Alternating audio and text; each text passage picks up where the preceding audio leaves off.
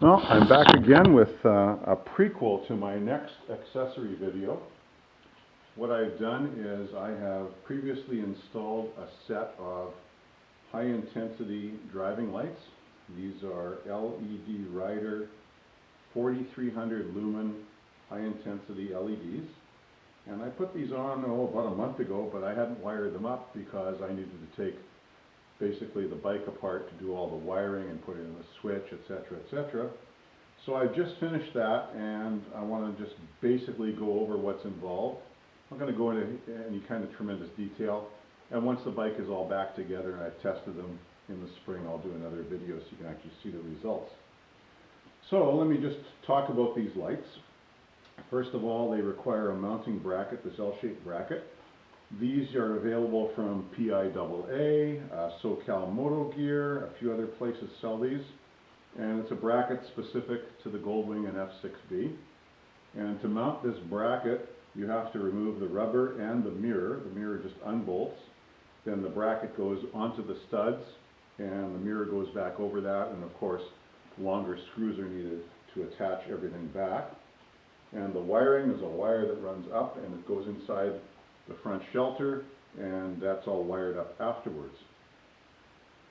I've done that, and they're installed now, and they're wired. And I've also installed a ECM, that's an Electronic Control Module Enhancer, which I'll talk about in a second. By the way, I'm using my action cam to do this today to see how well that works out, because I've got a really crappy old little Kodak action cam that I've previously been doing videos on, but this one's 1080p and it's on a tripod.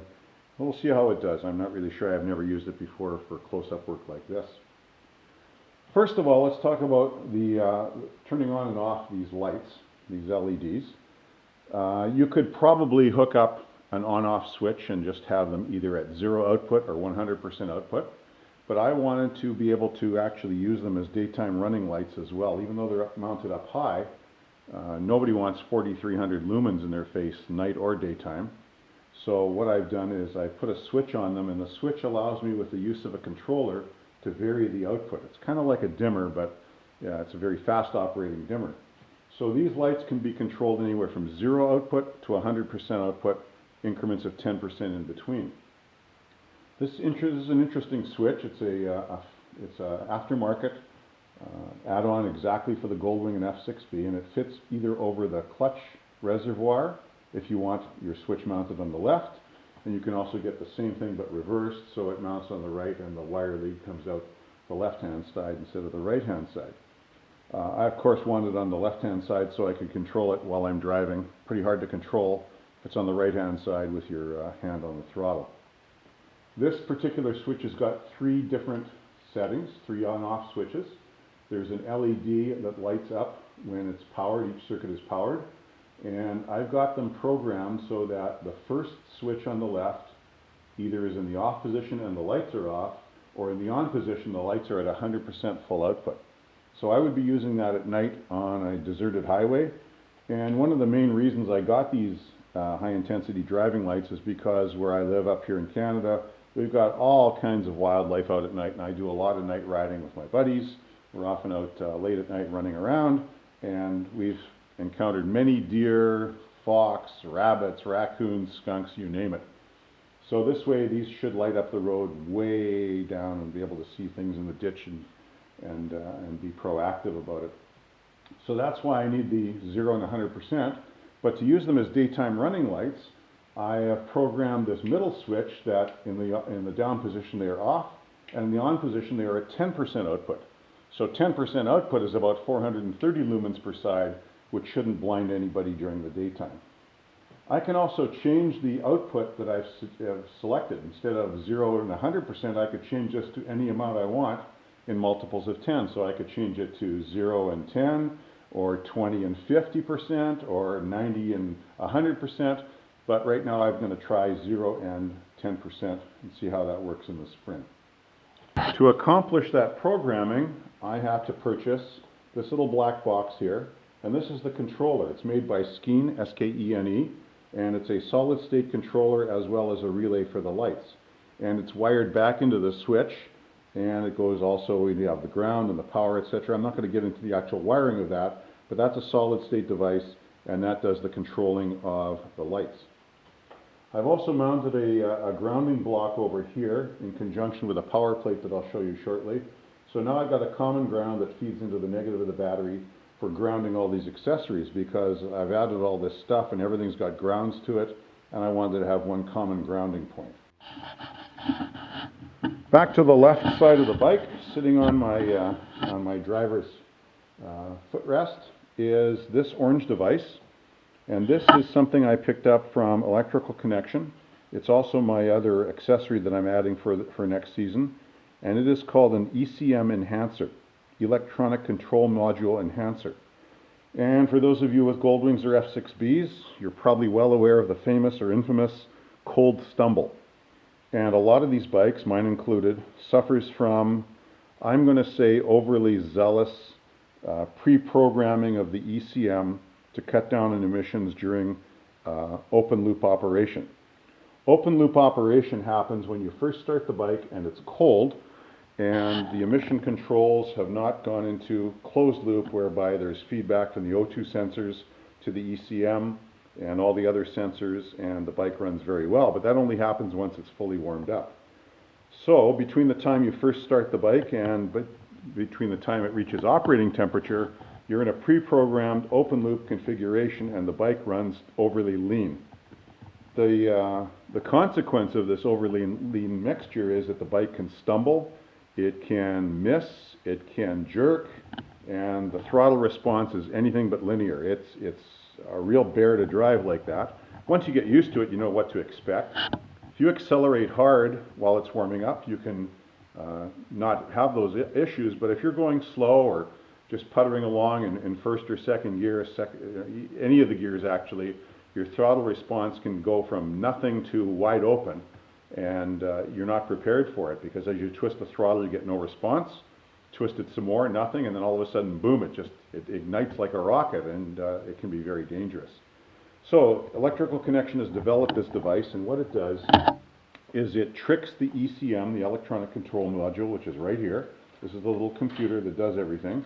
It tricks it into thinking or suggesting that the ambient air temperature is actually colder than it really is. And the reason for that is it will enrich in the mixture based on the ambient air temperature. So this adjustable device then plugs into the IAT sensor. I'll show you where that is in a second. And it is adjustable for the amount of richness or leanness that you want to add during open loop operation. And it's really just a plug-and-play unit, and it's adjustable. It's got a series of 5 LEDs in here that's used for calibration. And then you can turn this large knob, and you can go anywhere from no change in your settings, basically a bypass, factory bypass, so you have factory settings, nothing modified.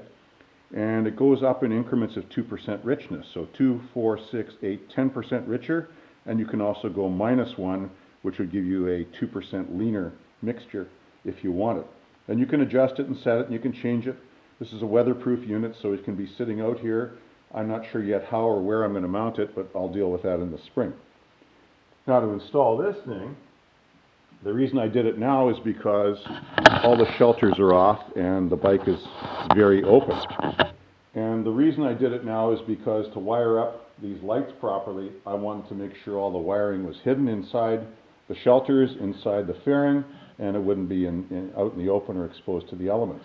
So to strip off the bike, let's talk about that. Just be forewarned that the first time you do this, I would strongly suggest you have a factory service manual.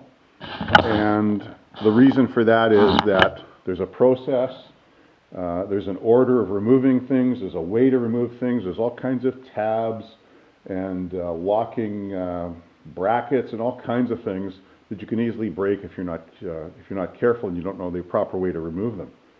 In addition, a couple of gentlemen manufacture and sell their own DVD videos on Goldwing maintenance and repair. They are Fred Harmon and Cruiseman, and I'm familiar with both of them. I'm not going to recommend one over the other. Suffice to say that they cover everything, especially Fred Harmon. He goes into valve adjustment valve clearance checking and valve adjustment reshimming. I don't know if Cruiseman does or not, but in addition to that, they cover all the typical important maintenance stuff: brake pad replacement, of course oil changes, filters, coolant system flushes, brake and clutch bleeding and flushing, rear removal, tires. They go through everything. So for those of us who are not book learners and you want to see it happening, I really suggest you buy a set of those DVDs, and you can have a little laptop beside you out here in the shop while you're working, and you can do it without a service manual. That being said, I've got the service manual, and I do have one set of the DVDs, and with that you can almost do anything here, up to and well, not up to, but as far, I would say, for normal maintenance, nobody's going to really go further, I don't think, than valve clearance checking or adjustment. Anything else you'd have to pull the engine, and for that you'd probably need the services of a trained Honda technicians, or yourself be a mechanic, which I am not. So that being said, again, this is the reason I've got it apart right now, and it was very easy using a combination of the service manuals and those DVDs. There are three shelters: the left shelter, a center shelter, a right shelter, and then we've got this piece in the middle. This piece has to come off to access the IAT, the intake air temperature. So the wire from my module goes back in, and if I move the audio system here a little bit, it goes back in behind. To get at the IAT sensor, you have to first of all loosen. There's a rubber strap here, and get the ECM out of the way, and then there are 4 bolts, 2 on each side, and you can lift off this center cubby, and the IAT is basically behind the plastic, behind the ECM, and it's very easy to access. If you want to get into air filter changing, guys complain bitterly about the air filter. It's so really hard to change on these things. Honestly, it's not that bad if you've done this. The 3 shelters come off easily. The IAT you loosen, the ECM you loosen, lift up, flip up the center cubby by loosening those 4 bolts. You don't have to disconnect any connectors. And then you've got your air filter cover held on by a series of screws. Lift that up, and your air filter is lying right underneath. So if you can get this far, it's another 5 minutes to change out the air filter.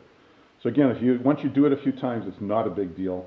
Otherwise, guys complain bitterly, but it could be worse. Okay, one of the last things I want to show you here is my additional power supplies for all my accessories. Instead of going to the positive of the battery for everything and having a spaghetti rat's nest of wires, I've got this power plate. It's also made by Electrical Connection, and I have room for 6 additional circuits on here. They're fusible for whatever you want to set them to, and the main circuit here that connects to the positive of the battery supplies up to 60 amps for the various branch circuits.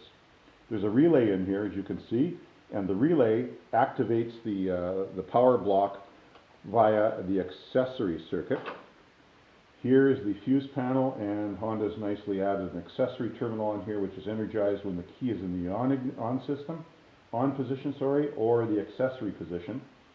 So when the key is on, that will energize the power plate, and anything attached to the power plate will be energized as well. So I will be tapping into this. Right now I've got 2 red wires going to the positive of the accessory terminal.